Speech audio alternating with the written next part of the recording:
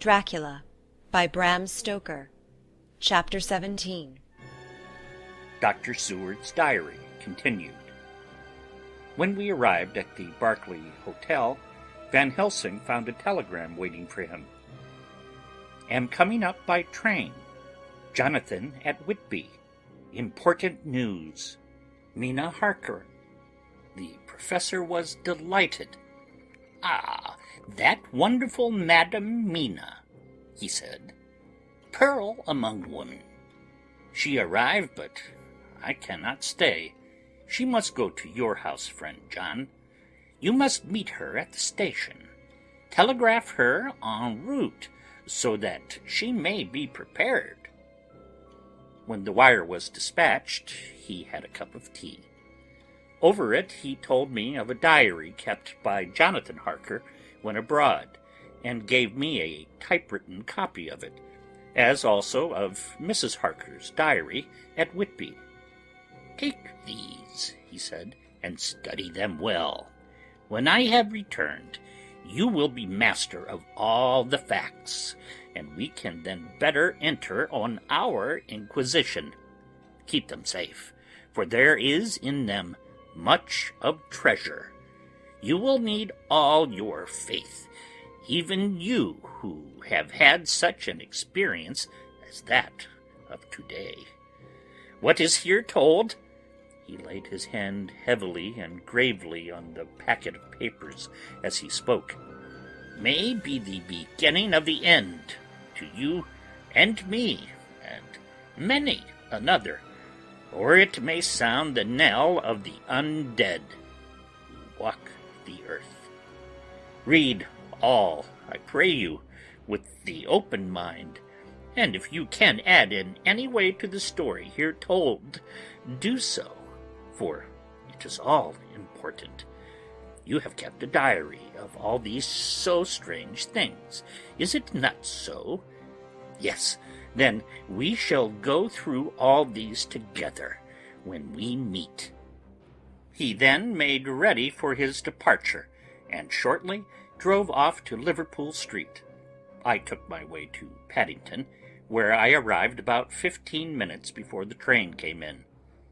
The crowd melted away, after the bustling fashion common to arrival platforms, and I was beginning to feel uneasy lest I might miss my guest, when a sweet-faced, dainty-looking girl stepped up to me, and after a quick glance said, "Dr. Seward, is it not?" "Ah, and you are Mrs. Harker," I answered at once, whereupon she held out her hand. "I knew you from the description of poor dear Lucy, but—" She stopped suddenly, and a quick blush overspread her face. The blush that rose to my own cheeks somehow set us both at ease, for it was a tacit answer to her own. I got her luggage, which included a typewriter, and we took the Underground to Fenchurch Street, after I had sent a wire to my housekeeper to have a sitting-room and a bedroom prepared at once for Mrs. Harker. In due time we arrived. She knew, of course, that the place was a lunatic asylum, but I could see that she was unable to repress a shudder when we entered. She told me that, if she might, she would come presently to my study, as she had much to say. So here I am finishing my entry in my phonograph diary, whilst I await her. As yet I have not had the chance of looking at the papers which Van Helsing left with me, though they lie open before me. I must get her interested in something, so that I may have an opportunity of reading them. She does not know how precious time is, or what a task we have in hand. I must be careful not to frighten her. Here she is. Mina Harker's journal. 29th September. After I had tidied myself, I went down to Dr. Seward's study. At the door I paused a moment, for I thought I heard him talking with someone. As, however, he had pressed me to be quick, I knocked at the door, and on his calling out, "Come in," I entered. To my intense surprise there was no one with him. He was quite alone, and on the table opposite him was what I knew at once from the description to be a phonograph. I had never seen one, and was much interested. "I hope I did not keep you waiting," I said, "but I stayed at the door as I heard you talking, and thought there was someone with you." "Oh," he replied with a smile, "I was only entering my diary." "Your diary?" I asked him in surprise. "Yes," he answered, "I keep it in this." As he spoke he laid his hand on the phonograph. I felt quite excited over it, and blurted out, "Why, this beats even shorthand. May I hear it say something?" "Certainly," he replied with alacrity, and stood up to put it in train for speaking. Then he paused, and a troubled look overspread his face. "The fact is," he began awkwardly, "I only keep my diary in it, and as it is entirely, almost entirely, about my cases, it may be awkward. That is, I mean—" He stopped, and I tried to help him out of his embarrassment. "You helped to attend dear Lucy at the end. Let me hear how she died. For all that I know of her, I shall be very grateful. She was very, very dear to me." To my surprise he answered with a horror-struck look in his face, "Tell you of her death? Not for the wide world." "Why not?" I asked, for some grave, terrible feeling was coming over me. Again he paused, and I could see that he was trying to invent an excuse. At length he stammered out, "You see, I do not know how to pick out any particular part of the diary." Even while he was speaking, an idea dawned upon him, and he said with unconscious simplicity, in a different voice, and with the naivete of a child, "That's quite true, upon my honour. Honest Indian." I could not but smile, at which he grimaced. "I gave myself away that time," he said. "But do you know that, although I have kept the diary for months past, it never once struck me how I was going to find any particular part of it in case I wanted to look it up?" By this time my mind was made up that the diary of a doctor who attended Lucy might have something to add to the sum of our knowledge of that terrible being, and I said boldly, "Then, Dr. Seward, you had better let me copy it out for you on my typewriter." He grew to a positively deathly pallor as he said, "No, no, no, for all the world! I wouldn't let you know that terrible story." Then it was terrible. My intuition was right. For a moment I thought, and as my eyes ranged the room, unconsciously looking for something or some opportunity to aid me, they lit on a great batch of typewriting on the table. His eyes caught the look in mine, and without his thinking followed their direction. As they saw the parcel he realized my meaning. "You do not know me," I said. "When you have read those papers, my own diary, and my husband's also, which I have typed, you will know me better. I have not faltered in giving every thought of my own heart in this cause. But of course you do not know me yet, and I must not expect you to trust me so far." He is certainly a man of noble nature. Poor dear Lucy was right about him. He stood up and opened a large drawer, in which were arranged in order a number of hollow cylinders of metal covered with dark wax, and said, "You are quite right. I did not trust you because I did not know you. But I know you now, and let me say that I should have known you long ago. I know that Lucy told you of me. She told me of you too. May I make the only atonement in my power? Take the cylinders and hear them. The first half-dozen of them are personal to me, and they will not horrify you.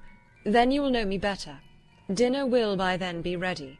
In the meantime I shall read over some of these documents, and shall be better able to understand certain things." He carried the phonograph himself up to my sitting-room and adjusted it for me.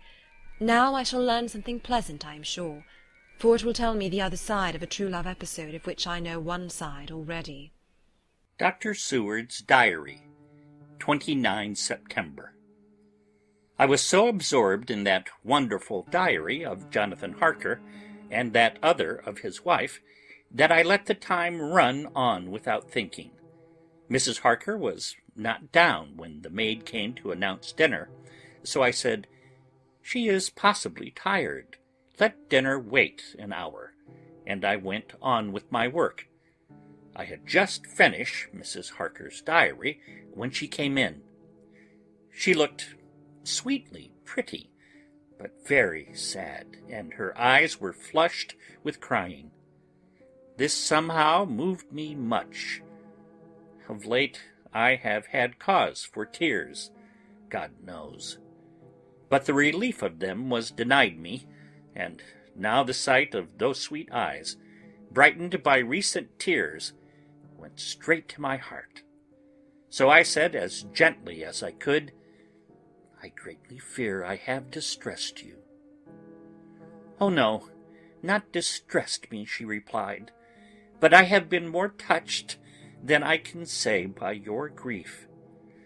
This is a wonderful machine, but it is cruelly true. It told me in its very tones the anguish of your heart. It was like a soul crying out to Almighty God.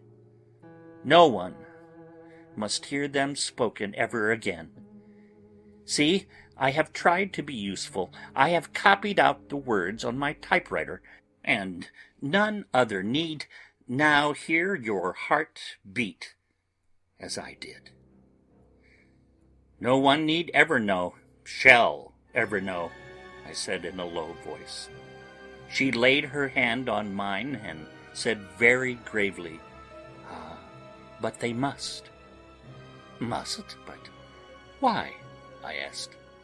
"Because it is a part of the terrible story, a part of poor Lucy's death and all that led to it. Because in the struggle which we have before us to rid the earth of this terrible monster, we must have all the knowledge and all the help which we can get. I think that the cylinders which you gave me contained more than you intended me to know. But I can see that there are in your record many lights to this dark mystery. You will let me help, will you not? I know all up to a certain point, and I see already, though your diary only took me to 7 September, how poor Lucy was beset, and how her terrible doom was being wrought out. Jonathan and I have been working day and night since Professor Van Helsing saw us. He has gone to Whitby to get more information, and he will be here tomorrow to help us. We need have no secrets amongst us. Working together and with absolute trust, we can surely be stronger than if some of us were in the dark." She looked at me so appealingly, and at the same time manifested such courage and resolution in her bearing, that I gave in at once to her wishes. "You shall," I said, "do as you like in the matter. God forgive me if I do wrong. There are terrible things yet to learn of, but if you have so far traveled on the road to poor Lucy's death, you will not be content, I know, to remain in the dark. Nay, the end, the very end, may give you a gleam of peace. Come, there is dinner. We must keep one another strong for what is before us. We have a cruel and dreadful task. When you have eaten, you shall learn the rest, and I shall answer any questions you ask, if there be anything which you do not understand, though it was apparent to us who were present." Mina Harker's Journal. 29th September. After dinner I came with Dr. Seward to his study. He brought back the phonograph from my room, and I took a chair, and arranged the phonograph so that I could touch it without getting up, and showed me how to stop it in case I should want to pause. Then he very thoughtfully took a chair with his back to me, so that I might be as free as possible, and began to read. I put the forked metal to my ears and listened. When the terrible story of Lucy's death and all that followed was done, I lay back in my chair powerless. Fortunately, I am not of a fainting disposition. When Dr. Seward saw me, he jumped up with a horrified exclamation, and hurriedly taking a case bottle from the cupboard, gave me some brandy, which in a few minutes somewhat restored me. My brain was all in a whirl, and only that there came through all the multitude of horrors the holy ray of light that my dear Lucy was at last at peace. I do not think I could have borne it without making a scene. It is all so wild and mysterious and strange that if I had not known Jonathan's experience in Transylvania I could not have believed. As it was, I didn't know what to believe, and so got out of my difficulty by attending to something else. I took the cover off my typewriter and said to Dr. Seward, "Let me write this all out now. We must be ready for Dr. Van Helsing when he comes. I have sent a telegram to Jonathan to come on here when he arrives in London from Whitby. In this matter dates are everything, and I think that if we get all of our material ready, and have every item put in chronological order, we shall have done much. You tell me that Lord Godalming and Mr. Morris are coming too. Let us be able to tell them when they come." He accordingly set the phonograph at a slow pace, and I began to typewrite from the beginning of the 17th cylinder. I used manifold, and so took 3 copies of the diary, just as I had done with the rest. It was late when I got through, but Dr. Seward went about his work of going his round of the patients. When he had finished, he came back and sat near me, reading, so that I did not feel too lonely whilst I worked. How good and thoughtful he is! The world seems full of good men, even if there are monsters in it. Before I left him, I remembered what Jonathan put in his diary of the Professor's perturbation at reading something in an evening paper at the station at Exeter. So seeing that Dr. Seward keeps his newspapers, I borrowed the files of the Westminster Gazette and the Pall Mall Gazette, and took them to my room. I remember how much the Daily Graph and the Whitby Gazette, of which I had made cuttings, had helped us to understand the terrible events at Whitby when Count Dracula landed. So I shall look through the evening papers since then, and perhaps I shall get some new light. I am not sleepy, and the work will help to keep me quiet. Dr. Seward's Diary. 30 September. Mr. Harker arrived at 9 o'clock. He got his wife's wire just before starting. He is uncommonly clever, if one can judge from his face, and full of energy. If this journal be true, and judging by one's own wonderful experiences it must be, he is also a man of great nerve. That going down to the vault a second time was a remarkable piece of daring. After reading his account, I was prepared to meet a good specimen of manhood, but hardly the quiet, business-like gentleman who came here today. Later. After lunch, Harker and his wife went back to their own room, and as I passed a while ago, I heard the click of the typewriter. They are hard at it. Mrs. Harker says that they are knitting together in chronological order every scrap of evidence they have. Harker has got the letters between the consignee of the boxes at Whitby and the carriers in London who took charge of them. He is now reading his wife's transcript of my diary. I wonder what they make out of it. Here it is. Strange that it never struck me that the very next house might be the Count's hiding-place. Goodness knows we had enough clues from the conduct of the patient Renfield. The bundle of letters relating to the purchase of the house were with the transcript. Oh, if we had only had them earlier, we might have saved poor Lucy. Stop. That way madness lies.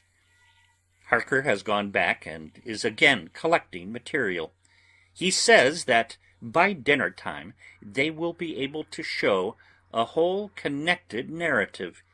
He thinks that in the meantime I should see Renfield, as hitherto he has been a sort of index to the coming and going of the Count. I hardly see this yet, but when I get at the dates I suppose I shall. What a good thing that Mrs. Harker put my cylinders into type. We never could have found the dates otherwise. I found Renfield sitting placidly in his room with his hands folded, smiling benignly. At the moment he seemed as sane as anyone I ever saw. I sat down and talked with him on a lot of subjects, all of which he treated naturally. He then, of his own accord, spoke of going home, a subject he has never mentioned to my knowledge during his sojourn here. In fact, he spoke quite confidently of getting his discharge at once. I believe that, had I not had the chat with Harker and read the letters and the dates of his outbursts, I should have been prepared to sign for him, after a brief time of observation. As it is, I am darkly suspicious. All those outbreaks were in some way linked with the proximity of the Count. What then does this absolute content mean? Can it be that his instinct is satisfied as to the vampire's ultimate triumph? Stay, he is himself zoophagous, and in his wild ravings, outside the chapel door of the deserted house, he always spoke of Master. This all seems confirmation of our idea. However, after a while I came away. My friend is just a little too sane at present to make it safe to probe him too deep with questions. He might begin to think, and then... So I came away. I mistrust these quiet moods of his, so I have given the attendant a hint to look after him, and to have a strait waistcoat ready in case of need. Jonathan Harker's Journal. 29 September. In train to London. When I received Mr. Billington's courteous message that he would give me any information in his power, I thought it best to go down to Whitby and make, on the spot, such inquiries as I wanted. It was now my object to trace that horrid cargo of the Count's to its place in London. Later we may be able to deal with it. Billington junior, a nice lad, met me at the station and brought me to his father's house, where they had decided that I must spend the night. They are hospitable, with true Yorkshire hospitality. Give a guest everything and leave him to do as he likes. They all knew that I was busy and that my stay was short, and Mr. Billington had ready in his office all the papers concerning the consignment of boxes. It gave me almost a turn to see again one of the letters which I had seen on the Count's table before I knew of his diabolical plans. Everything had been carefully thought out, and done systematically and with precision. He seemed to have been prepared for every obstacle which might be placed by accident in the way of his intentions being carried out. To use an Americanism, he had taken no chances, and the absolute accuracy with which his instructions were fulfilled was simply the logical result of his care. I saw the invoice and took note of it. 50 cases of common earth to be used for experimental purposes. Also the copy of the letter to Carter Paterson and their reply. Of both these I got copies. This was all the information Mr. Billington could give me, so I went down to the port and saw the coast guards, the customs officers, and the harbour master, who kindly put me in communication with the men who had actually received the boxes. Their tally was exact with the list, and they had nothing to add to the simple description, 50 cases of common earth, except that the boxes were main and mortal heavy, and that shifting them was dry work. One of them added that it was hard lines, that there wasn't any gentleman, such as like yourself, squire, to show some sort of appreciation of their efforts in a liquid form. Another put me in a rider that the thirst then generated was such that even the time which had elapsed had not completely allayed it. Needless to add, I took care before leaving to lift, for ever and adequately, this source of reproach. 30 September. The station-master was good enough to give me a line to his old companion, the station-master at King's Cross, so that, when I arrived there in the morning, I was able to ask him about the arrival of the boxes. He, too, put me at once in communication with the proper officials, and I saw that their tally was correct with the original invoice. The opportunities of acquiring an abnormal thirst had been here limited. A noble use of them, however, had been made, and again I was compelled to deal with the result in ex post facto manner. From thence I went to Carter Paterson's central office, where I met with the utmost courtesy. They looked up the transaction in their day-book and letter-book, and at once telephoned to their King's Cross office for more details.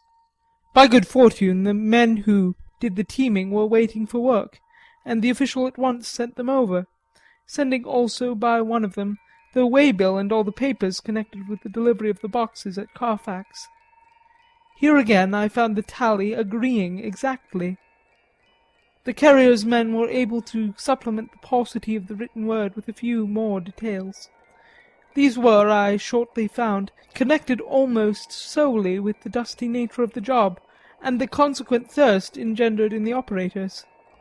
On my affording an opportunity, through the medium of the currency of the realm, of the allaying at a later period this beneficial evil, one of the men remarked, "That 'ere house, guv'nor, is the rummiest I ever was in. Blimey! But it ain't been touched this 100 years. There was dust that thick in the place you might have slept on it without hurting of your bones.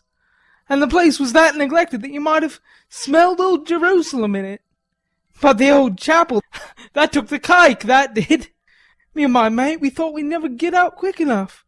Lord, I wouldn't take less nor a quid a moment to stay there arter dark." Having been in the house, I could well believe him, but if he knew what I know, he would, I think, have raised his terms. Of one thing I am now satisfied, that all those boxes which arrived at Whitby from Varna in the Demeter were safely deposited in the old chapel at Carfax. There should be 50 of them there, unless any have since been removed, as from Dr. Seward's diary I fear. Later. Mina and I have worked all day, and we have put all the papers into order. Mina Harker's Journal. 30th September. I am so glad that I hardly know how to contain myself. It is, I suppose, the reaction from the haunting fear which I have had, that this terrible affair and the reopening of his old wound might act detrimentally on Jonathan. I saw him leave for Whitby with as brave a face as could, but I was sick with apprehension. The effort has, however, done him good. He was never so resolute, never so strong, never so full of volcanic energy as at present. It is just as that dear good Professor Van Helsing said, he is true grit, and he improves under strain that would kill a weaker nature. He came back full of life and hope and determination. We have got everything in order for tonight. I feel myself quite wild with excitement. I suppose one ought to pity anything so hunted as the Count. That is just it. The thing is not human, not even a beast. To read Dr. Seward's account of poor Lucy's death and what followed is enough to dry up the springs of pity in one's heart. Later. Lord Godalming and Mr. Morris arrived earlier than we expected. Dr. Seward was out on business and had taken Jonathan with him, so I had to see them. It was to me a painful meeting, for it brought back all poor dear Lucy's hopes of only a few months ago. Of course they had heard Lucy speak of me, and it seemed that Dr. Van Helsing too had been quite blowing my trumpet, as Mr. Morris expressed it. Poor fellows, neither of them is aware that I know all about the proposals they made to Lucy. They did not quite know what to say or do, as they were ignorant of the amount of my knowledge, so they had to keep on neutral subjects. However, I thought the matter over, and came to the conclusion that the best thing I could do would be to post them on affairs right up to date. I knew from Dr. Seward's diary that they had been at Lucy's death, her real death, and that I need not fear to betray any secret before the time. So I told them as well as I could that I had read all the papers and diaries, and that my husband and I, having typewritten them, had just finished putting them in order. I gave them each a copy to read in the library.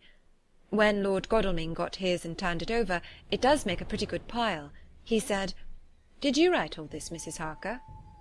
I nodded, and he went on. "I don't quite see the drift of it, but you people are all so good and kind, and have been working so earnestly and so energetically, that all I can do is to accept your ideas blindfold and try to help you. I have had one lesson already in accepting facts that should make a man humble to the last hour of his life. Besides, I know you loved my Lucy." Here he turned away and covered his face with his hands. I could hear the tears in his voice. Mr. Morris, with instinctive delicacy, just laid a hand for a moment on his shoulder, and then walked quietly out of the room. I suppose there is something in a woman's nature that makes a man free to break down before her, and express his feelings on the tender or emotional side, without feeling it derogatory to his manhood. For when Lord Godalming found himself alone with me, he sat down on the sofa and gave way utterly and openly. I sat down beside him and took his hand. I hope he didn't think it forward of me, and that if he ever thinks of it afterwards, he never will have such a thought. There I wrong him. I know he never will. He is too true a gentleman. I said to him, for I could see that his heart was breaking, I loved dear Lucy, and I know what she was to you, and what you were to her. She and I were like sisters, and now she is gone. Will you not let me be like a sister to you in your trouble? I know what sorrows you have had, though I cannot measure the depth of them. If sympathy and pity can help in your affliction, won't you let me be of some little service, for Lucy's sake? In an instant the poor dear fellow was overwhelmed with grief. It seemed to me that all that he had been of late suffering in silence found a vent at once. He grew quite hysterical, and raising his open hands, beat his palms together in a perfect agony of grief. He stood up, and then sat down again, and the tears rained down his cheeks. I felt an infinite pity for him, and opened my arms unthinkingly. With a sob he laid his head on my shoulder, and cried like a wearied child, whilst he shook with emotion. We women have something of the mother in us that makes us rise above smaller matters, when the mother spirit is invoked. I felt this big, sorrowing man's head resting on me, as though it were that of a baby that some day may lie on my bosom, and I stroked his hair as though he were my own child. I never thought at the time how strange it all was. After a little bit his sobs ceased, and he raised himself with an apology, though he made no disguise of his emotion. He told me that for days and nights past, weary days and sleepless nights, he had been unable to speak with anyone, as a man must speak in his time of sorrow. There was no woman whose sympathy could be given to him, or with whom, owing to the terrible circumstance with which his sorrow was surrounded, he could speak freely. I know now how I have suffered, he said as he dried his eyes, but I do not know even yet, and none other can ever know, how much your sweet sympathy has been to me to-day. I shall know better in time, and believe me that, though I am not ungrateful now, my gratitude will grow with my understanding. You will let me be like a brother, will you not, for all our lives, for dear Lucy's sake? For dear Lucy's sake, I said, as we clasped hands. Ay, and for your own sake, he added, for if a man's esteem and gratitude are ever worth the winning, you have won mine to-day. If ever the future should bring you to a time when you need a man's help, believe me, you will not call in vain. God grant that no such time may ever come to you to break the sunshine of your life, but if it should ever come, promise me that you will let me know. He was so earnest, and his sorrow was so fresh, that I felt it would comfort him, so I said, I promise. As I came along the corridor, I saw Mr. Morris looking out of a window. He turned as he heard my footsteps. How is art? He said. Then noticing my red eyes, he went on, Ah, I see you have been comforting him. Poor old fellow, he needs it. No one but a woman can help a man when he is in trouble of the heart, and he had no one to comfort him. He bore his own trouble so bravely that my heart bled for him.